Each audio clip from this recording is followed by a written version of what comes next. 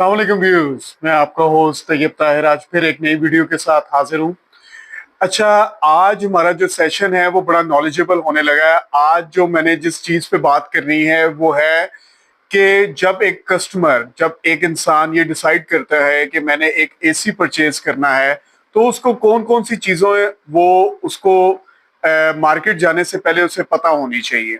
ये एक बहुत इम्पोर्टेंट हमारी आज की वीडियो होगी, तो मैं आप लोगों से ये अर्ज करूंगा कि इसको वीडियो को एंड तक जरूर देखिएगा, इससे आपको काफी फायदा हासिल होगा। तो बात मैं कर रहा था कि एक कस्टमर जब ये डिसाइड करता है कि मैंने कौन सा एसी लेना है, तो उस कस्टमर को क्या क्या चीजें जो हैं उसको पता होनी चाहिए मार्केट जाने से पहले।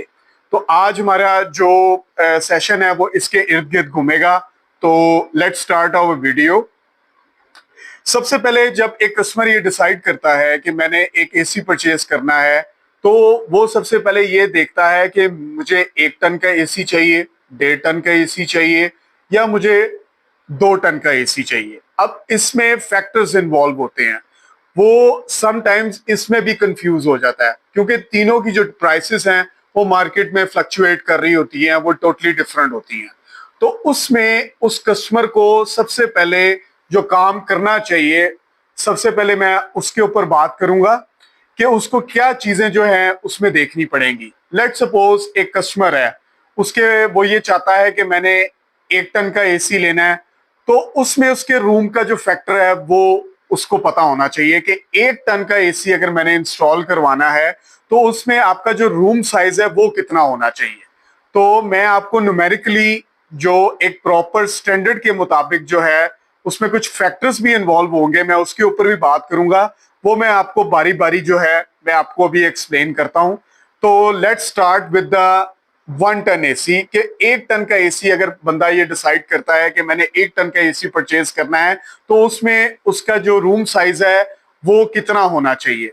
तो अकॉर्डिंग टू द स्टैंडर्ड, अगर एक कस्टमर जो है वो 1 टन का एसी इंस्टॉल करता है तो उसका जो रूम साइज, जो एक स्टैंडर्ड साइज है वो मैं आपको उसकी फिगर बता देता हूं कि 100 से 150 जो स्क्वायर फीट है वो उसका रूम साइज होना चाहिए।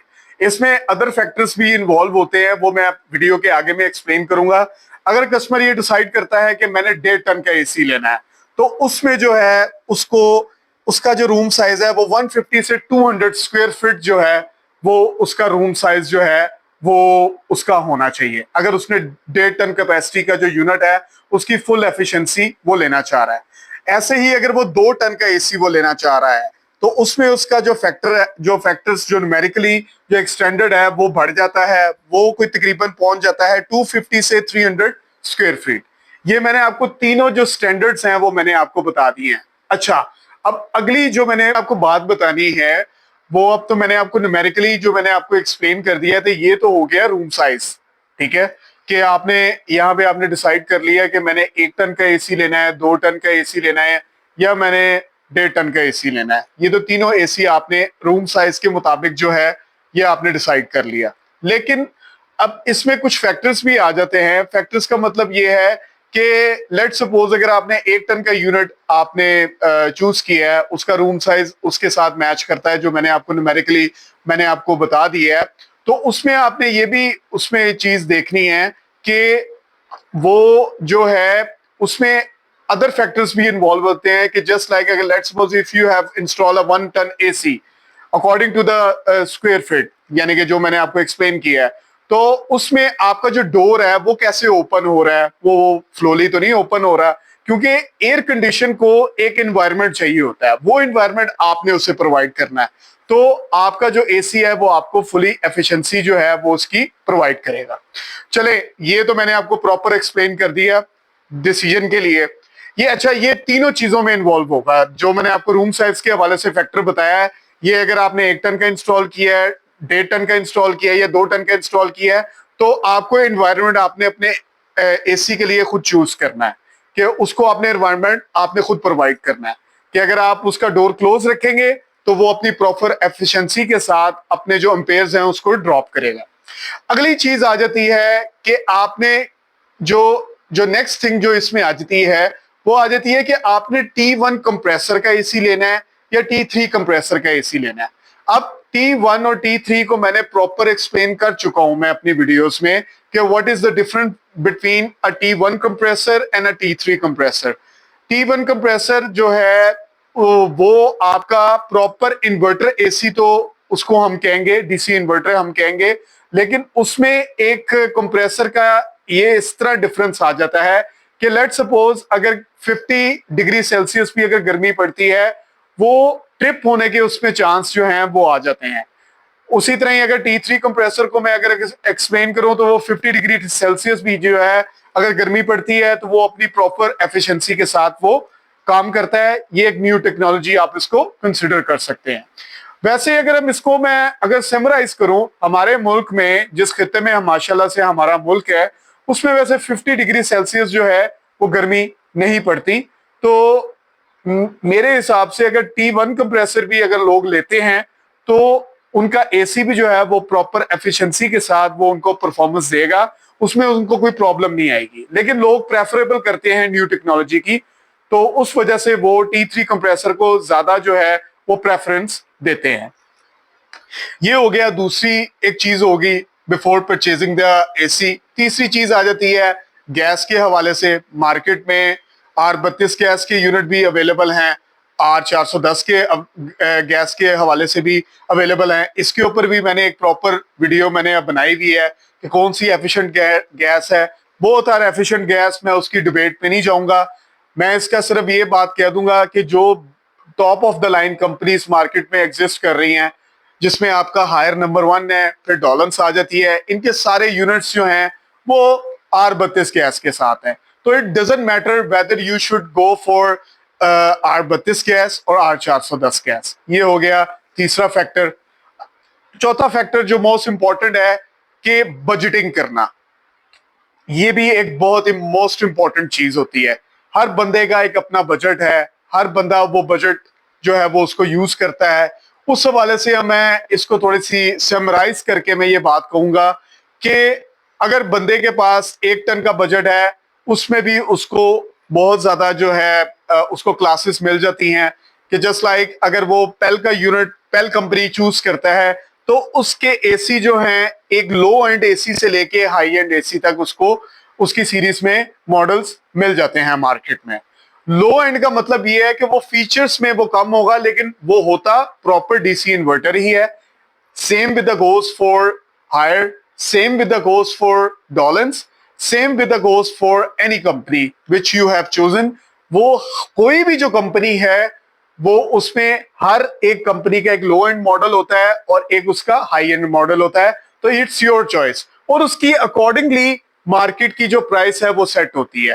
तो ये डिपेंड्स अपॉन यू कि आप को इतना बजट जो है एक यूनिट पे खर्चना चाह रहे हैं। कुछ लोग कहते हैं कि हमें फुली फीचर्ड जो है वो एसी चाहिए, जिसमें आपको एक्स्ट्रा फीचर्स मिल जाते हैं। जस्ट लाइक आपको मोस्ट इंपॉर्टेंट फीचर्स अगर उसमें जाया जाए, एक्स्ट्रा फीचर्स के अंदर सेल्फ क्लीनिंग का ऑप्शन मिल जाता है, उसमें टर्बो मोड तो खैर आपको लो एंड में भी मिल जाता है, सेल्फ क्लीनिंग का ऑप्शन मिल जाता है, वाईफाई का मोड मिल जाता है आपको। अब तो ऐसे भी एसी आ गए हैं जिसमें जो है आपको